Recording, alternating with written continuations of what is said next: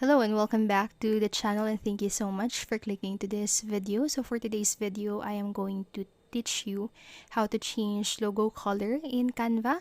So the process is quite simple, but make sure that you stay until the very end of this video so you won't miss any important step or information. And without further ado, let's get on it.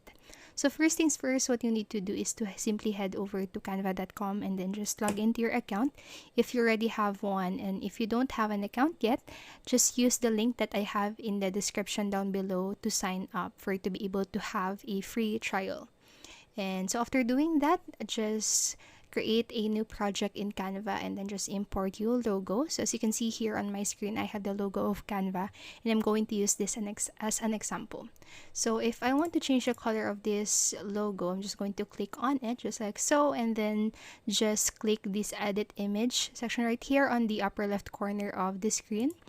And then from these options right here, just simply locate FX effects, and under the FX effects, just select duotone. And in the duotone, you will be faced with different options right here. So you can just choose whatever color that you want to change your logo to.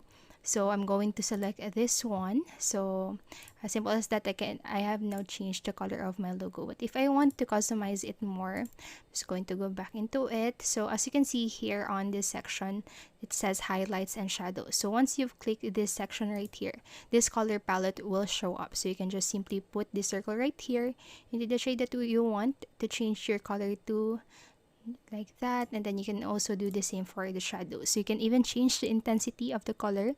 So if you want to do that, and if you're already satisfied with your logo, you can just simply click on it and export it by clicking this share button right here and download it into whatever form that you want to download it. And as simple as that, you can now change, or you have now changed the color of your logo through Canva. So I hope this video helped you, and if it did, please make sure to like, subscribe, and hit the notification bell button so you don't miss any video. Thank you so much for watching and have a great day.